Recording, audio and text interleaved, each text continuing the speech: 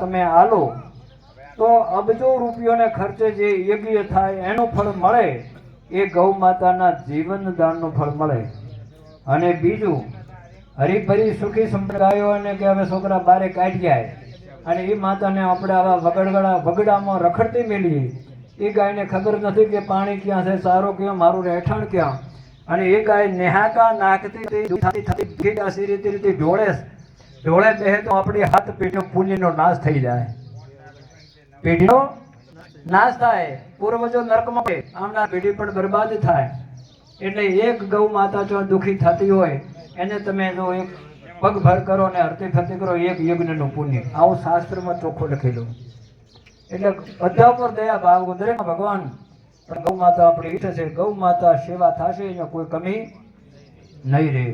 આટલું દિલમાં રાખજો. એટલે આપણે કોઈ આવે આ ટ્રસ્ટીઓ સમય લઈને ખૂબ ઉદાર ભાવથી ફાળો આપ અને આજે છોકરો આપણે કોઈ કામ બાકી હોય એ હું મત મેળવી અને કામ આગળ આપણે લંબાવશું.